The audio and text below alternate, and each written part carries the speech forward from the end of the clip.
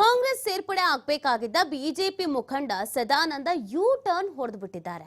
ಸದಾನಂದ ಇದ್ದ ಪೋಸ್ಟರ್ ಮೇಲೆ ಹಸ್ತವನ್ನ ಅಂಟಿಸಿದ್ದಾರೆ ಕೈನ ಕಾರ್ಯಕರ್ತರು. ವಿಜಯೇಂದ್ರ ಮನವೊಲಿಕೆ ಹಿನ್ನೆಲೆ ಬಿಜೆಪಿಯಲ್ಲೇ ಸದಾನಂದ ಉಳ್ಕೊಂಡಿದ್ದಾರೆ. ಪಕ್ಷ ಸೇರ್ಪಡೆ ಕಾರ್ಯಕ್ರಮದಲ್ಲಿ ಎಸ್ಟಿಎಸ್ ಫ್ಲೆಕ್ಸ್ ಕೂಡ ಮಾಯ ಆಗ್ಬಿಟ್ಟಿದೆ. ಮೈಸೂರಿನಲ್ಲಿ ಪಕ್ಷ ಸೇರ್ಪಡೆ ಕಾರ್ಯಕ್ರಮದಲ್ಲಿ ಎಸ್ಟಿಎಸ್ ಫ್ಲೆಕ್ಸ್ ಅದು ಮಾಯ ಆಗಿರುವಂತದ್ದು.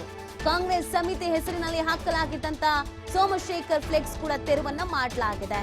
ಸೊ ಕಾಂಗ್ರೆಸ್ ಸೇರ್ಪಡೆ ಆಗ್ತಾರೆ ಅಂತ ಹೇಳಲಾಗ್ತಾ ಇತ್ತು. ಬಹಳ ದಿನಗಳಿಂದಲೂ ಕೂಡ ಚರ್ಚೆಗಳು ಸಹ ನಡೀತಾ ಇತ್ತು. ಏನ್ ಅಧಿಕೃತವಾಗಿ ಸೇರ್ಪಡೆ ಆಗೋದೊಂದೇ ಬಾಕಿ ಇದೆ ಅಂತ ಹೇಳಲಾಗ್ತಾ ಇತ್ತು. ಆದ್ರೆ ಎದ್ದಕ್ಕಿದ್ದ ಹಾಗೇನೆ ಫ್ಲೆಕ್ಸ್ ಮಾಯ ಆಗಿದೆ.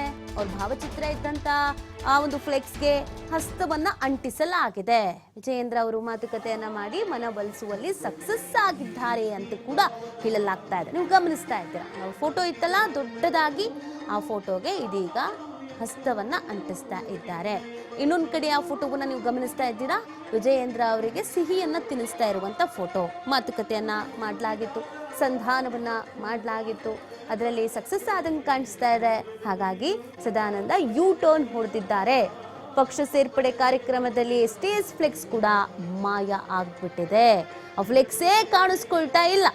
ನೀವು ಒಂದು ಮೊದಲ ವಿಂಡೋದಲ್ಲಿ ಗಮನಿಸ್ತಾ ಇದ್ದೀರಾ, ವಿಜಯೇಂದ್ರ ಜೊತೆಗೆ ಮಾತುಕತೆ ನಡೆಸ್ತಾ ಇರುವಂತದ್ದು, ಸಿಹಿಯನ್ನ ತಿನ್ನಿಸ್ತಾ ಇರೋದು, ಮಾತುಕತೆ ಸಕ್ಸಸ್ ಆಗಿರುವಂತ ಖುಷಿಯಲ್ಲೇ ಇರುವಂತದ್ದು.